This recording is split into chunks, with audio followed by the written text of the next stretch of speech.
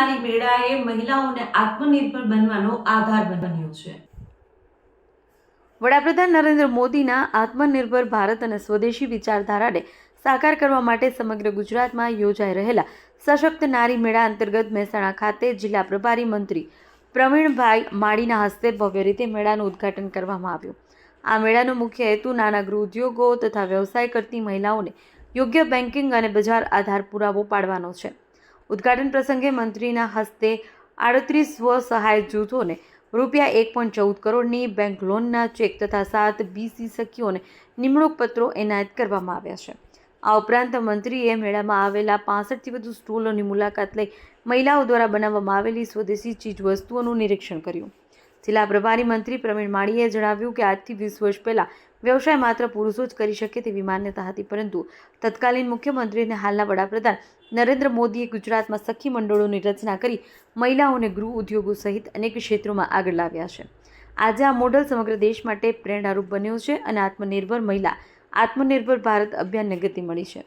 મંત્રીએ વધુમાં જણાવ્યું કે રાજ્ય અને કેન્દ્ર સરકાર નાના ગૃહ ઉદ્યોગ કરતી મહિલાઓને યોગ્ય બેંક લોન, માર્કેટિંગ પ્લેટફોર્મ અને વેચાણ માટે મોકળું મેદાન મળી રહે તે માટે સતત પ્રયાસરત છે।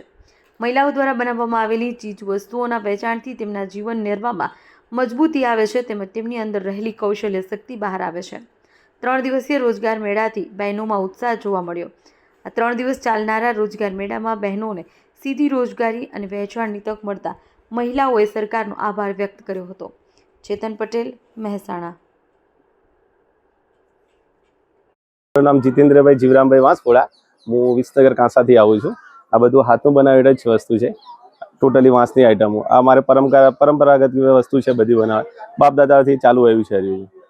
બધું વાંસમાંથી શું શું વસ્તુ બનાવો છો તમે? વાંસમાંથી સાહેબ ટોપલા, ટોપલી, નાની નાની આર્ટિકલ વસ્તુ, દરેક નાની મોટી બધી ટોપલા, મોટા પડદા, ઝૂંપડીઓ બધું ટોટલી બનાવીએ વાંસમાંથી। ખાસ કરીને આજે અહીંયા ગ્રાહકોનો પ્રતિસાદ તમને કેવો મળી રહ્યો છે? સાહેબ સરસ મળી રહ્યો અમને। સરકારશ્રી દ્વારા આયોજન કરવામાં આવ્યું છે, સરકારશ્રી માટે શું? સરકાર એમને આ સરકારમાં ઘણો બધો લાભ થયો છે કે પહેલાં આવું બધું નહોતું અહીંયા, અને આ સરકારમાં ઘણો બધો લાભ થયો કે મેળામાં જોવા મળે, ફરવા મળે, સેલિંગ એ થાય છે અમારું। સરકાર પાસે કોઈ આના લીધે કોઈ અપેક્ષા કોઈ? ના સાહેબ, સરકારમાં કેવું અમે પ્રોત્સાહન મળી રહે છે આ એ બધું। શું નામ છે આપનું અને શું કહેશો આજના જે 3 દિવસના મેળાનું, રોજગાર મેળાનું મહિલાઓ દ્વારા આયોજન કરવામાં આવ્યું? GLPC NRLM દ્વારા મહેસાણા પોલીસ પરેડ ગ્રાઉન્ડની બાજુમાં સશક્ત નારી મેળાનું 19 થી 21 તારીખમાં આયોજન કર્યું, જેમાં વિવિધ જિલ્લામાંથી, મહેસાણા જિલ્લામાંથી વિવિધ તાલુકામાંથી 70 બહેનોના સખી મંડળોએ ભાગ લીધો છે। અલગ અલગ સ્ટોલ લગાયા છે, એમાં હાથ બનાવટની વસ્તુઓ છે, કાચલીમાંથી ગણપતિ બનાવેલા છે, જાતે સાબુ બનાવેલા છે, તોરણ બનાવેલા છે। આ એક પ્લેટફોર્મ બહેનોને પોતાની રોજગારી માટે અને પોતે આત્મનિર્ભર અને પગભર બને એ માટે આ એક પ્લેટફોર્મ પૂરું પાડવા માટે ગુજરાત સરકાર, ભારત સરકાર આમાં બહુ મહત્વનો ફાળો આપે છે। ખાસ કરીને કેવા કેવા સ્ટોલ અહીંયા લગાવવામાં આવેલા છે?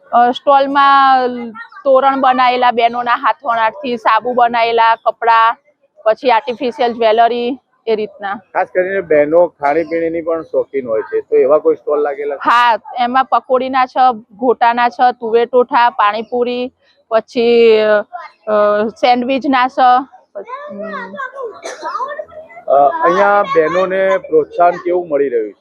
બહેનોને પ્રોત્સાહન બહુ જ સારું મળી રહ્યું છે। લગભગ કાલે બી 1 લાખથી વધારાની બહેનોને આવક થઈ હતી, આજે બી એટલી જ આવક થઈ છે।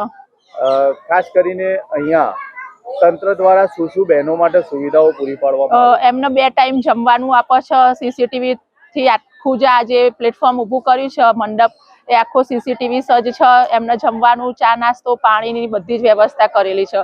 અને RCT તાલીમ કેન્દ્ર છે, બરોડા ગુજરાત ગ્રામીણ સ્વરોજગાર તાલીમ કેન્દ્ર, ત્યાં જે બહેનો બહારગામથી આવે એ લોકોને નાઇટ હોલ્ડ માટેની બી વ્યવસ્થા કરી છે। બેન, આજનો રોજગાર મેળો જે સરકારશ્રી દ્વારા આયોજન કરવામાં આવ્યો છે, કેટલા દિવસનો હતો અને અહીંયા ગ્રાહકોનું પ્રોત્સાહન કેવું મળ્યું? 3 દિવસનો હતો રોજગાર મેળો અને સારું પ્રોત્સાહન મળ્યું છે। શું શું વેરાયટીઓ અહીંયા તમે વેચવા માટે લઈને આવ્યા? અમે સાડીઓ છે, સ્ટોલ છે, ડ્રેસ મટીરિયલ છે, કોટ સેટ વગેરે વગેરે બધું। સરકાર શ્રી દ્વારા તમને અહીંયા શું શું સુવિધાઓ પ્રાપ્ત કરેલી છે? અહીંયા રહેવાની સગવડ છે, જે બેનો બહારથી આવ્યા છે એમના માટે રહેવાની સગવડ છે, પછી બપોરે જમવાનું સારું છે અને રાત્રે બી જમવાનું છે.